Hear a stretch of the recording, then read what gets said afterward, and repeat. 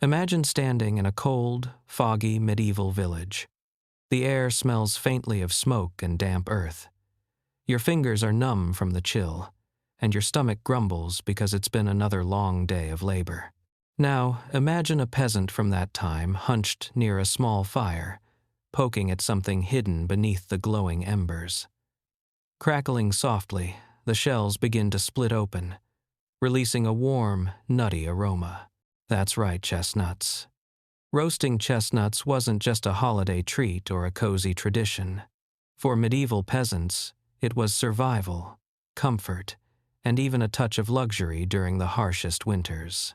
But what would really happen if times roasted chestnuts, the way medieval peasants did without a modern oven, without foil, and without fancy seasoning?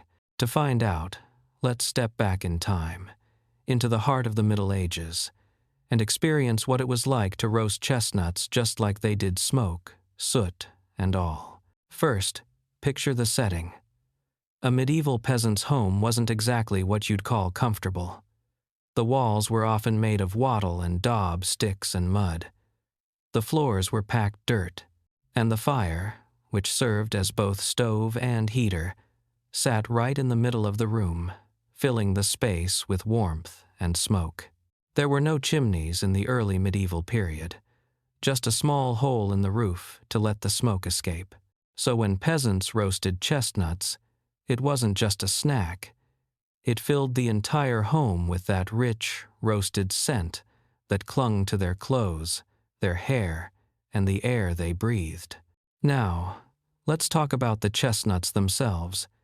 Medieval Europe had vast forests, and chestnut trees were everywhere, especially in southern and central regions. The nuts were easy to find, store, and cook. They were sometimes called the bread of the poor because they could be ground into flour or eaten whole. Wheat and barley were often expensive or scarce. So chestnuts were a lifeline, a natural energy source for people who worked the fields from dawn till dusk. When peasants gathered chestnuts, it was a family affair. The kids would collect the fallen nuts, often wearing thick rags or animal skins to protect their hands from the spiky shells. The adults would carry baskets full back to their cottages, sometimes storing them in cool, dry corners to last through winter. Nothing went to waste. Even slightly moldy ones were dried out by the fire and eaten later. So how did they roast them? Forget your modern pan or oven. In the medieval world, chestnuts were roasted either on flat stones near the fire or directly in the embers. Some people used iron pans with holes, but most peasants didn't have that luxury. Instead, they would rake a bit of ash aside, drop the chestnuts into the coals, and cover them again with warm ash and embers. You'd hear the satisfying pops and crackles as the shells split. It was a messy, 10, smoky process. Your hands would be covered in soot, and the nuts often came out half burnt, half perfect. But when you cracked open a good one, the inside was soft, sweet, and earthy.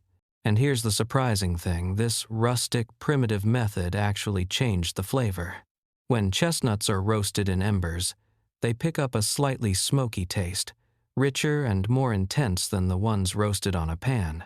The outer shell chars, sealing in the moisture, and the inside becomes creamy, almost buttery. Medieval peasants didn't need sugar or butter. They got depth and sweetness straight from the fire. Now imagine the moment they were ready. The family would gather close around the fire, the youngest kids wide-eyed with anticipation. The father or mother would pull the chestnuts from the ashes using a wooden stick or iron tongs if they had any. Otherwise, they'd just wait until they cooled enough to handle. They'd crack them open, maybe blow off the ash, and pass them around. This was comfort food in its purest form, warmth, calories, and a moment of happiness in a hard life. Chestnuts weren't just food, they were culture. In some medieval villages, there were even small celebrations during chestnut harvest time. Neighbors would gather around shared fires, roasting nuts together, telling stories, and trading food.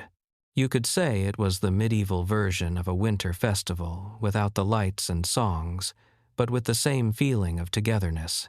But let's be honest, roasting chestnuts the medieval way isn't easy.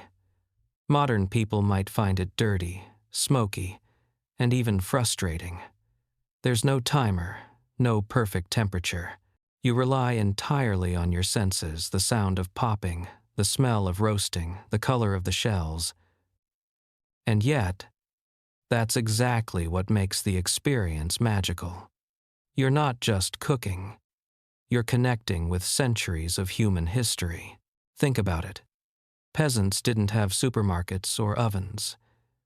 Everything they ate came from the land around them. Chestnuts were one of those rare foods that didn't require grinding, boiling, or fermenting. They were simple. Just gather, roast, eat. It was survival, stripped to its essence. And here's where it gets even more interesting. Chestnuts were nutritious powerhouses. Rich in carbohydrates, fiber, and vitamin C, they gave peasants the energy to keep working through cold days. Unlike most nuts, they were low in fat and easier to digest, which made them perfect for a medieval diet that was already heavy on bread and grains. In fact, in some parts of Europe, entire communities depended on chestnuts during winter.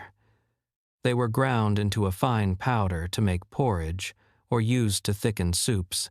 Now, let's take a moment to think about what roasting chestnuts meant symbolically.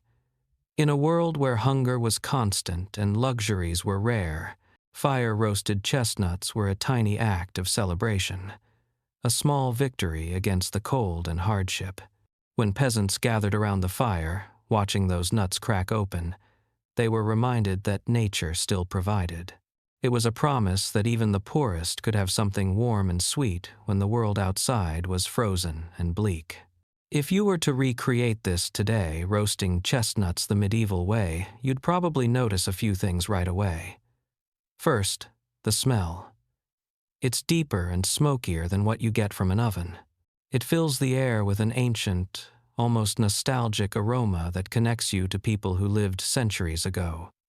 Second, the taste slightly charred on the outside, but tender and caramelized inside. You might even notice how each nut tastes a little different depending on where it sat in the fire.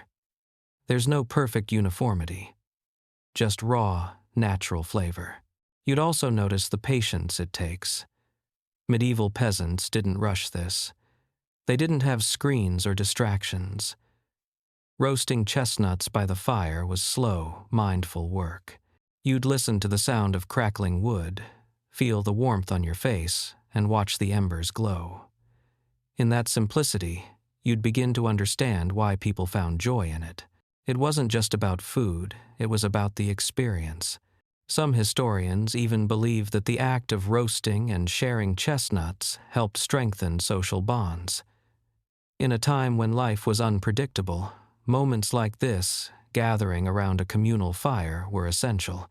People laughed, shared stories, exchanged gossip, and for a brief while forgot about their daily struggles. The roasted chestnut was a symbol of warmth, family, and togetherness, even when the world outside seemed cruel and unforgiving. Of course, medieval peasants didn't have access to salt, butter, or spices for flavoring chestnuts the way we do today. They relied on the natural sweetness of the nut itself. But sometimes, in regions closer to the Mediterranean, they'd drizzle a bit of honey or oil afterward if they had it. For most, though, a roasted chestnut